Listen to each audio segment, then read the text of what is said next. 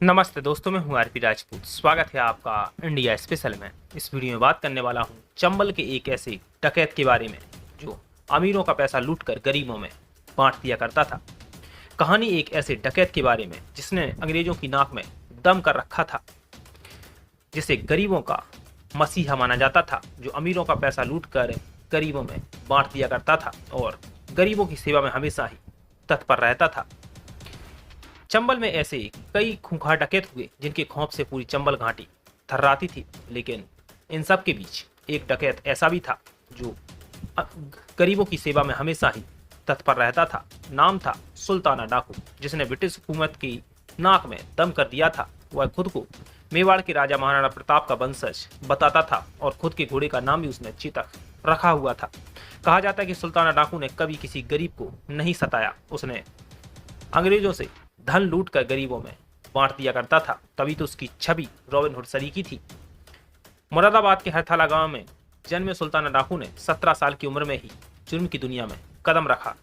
कुछ ही सालों में उसने ब्रिटिश हुकूमत के अधिकारियों और जमींदारों लोगों के खिलाफ अपना खौफ पैदा कर दिया। हालांकि अपनी रहमदिली और दिलेरी के लिए लोग उसे गरीबों का मसीहा भी मानते थे, क्योंकि वह गरीबों की सेवा में हमेशा ही तत्पर रहता था और अमीरों से लूटकर पैसा गरीबों में बांट दिया करता था।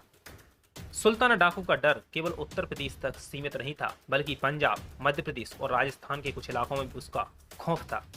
सुल्ताना डाकू गरीबों की सेवा में हमेशा ही तत्पर रहता था। भले ही वह डाकू था, लेकिन कभी किसी गरीब से एक कौड़ी भी उसने नहीं लूटी। जब भी किसी काम के लिए उससे चंदा मांगा गया, तब उसने पैसों से मदद की।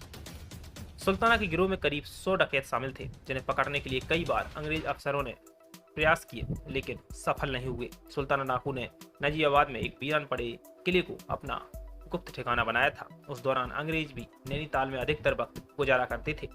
इसी दौरान सुल्ताना डाकू अंग्रेज अफसरों के काफिले पर हमला करता था, उन्हें निशाना बनाया करता था, फिर चुपचाप इसी वीरान किले में छिप जाया करता था। साल 1921 में सुल्ताना का खौफ ऐसा था कि उसे पकड़ने के लिए 300 अंग्रेजों की एक टीम बनाई गई। ब्रिटिश पुलिस अधिकारी फ्रेंड यंग ने शिकारी जिम कॉर्बेट और प्रीसी विंदम की मदद से सुल्ताना को पकड़ लिया। अंग्रेज अफसरों ने साल 1921 से सुल्ताना को ढूंढना शुरू किया था और लगभग 2 साल बाद उसे फ्रेंड यंग ने हरिद्वार से जिंदा पकड़ लिया। इसके बाद ब्रिटिश सरकार ने फांसी देने का फरमान सुना दिया। 8 जून 1924 को बरेली में सुल्ताना डाकू को फांसी दे दी गई। तो दोस्तों, आपको ये कहानी कैसी लगी? किस तरह से सुल्ताना चंबल में रहकर भी गरीबों की सेवा करता रहा? दोस्तों, अभी के लिए इतना ही। देश दुनिया की तमाम खबरों के लिए बने रहिए इंडिया स्पेशल के साथ।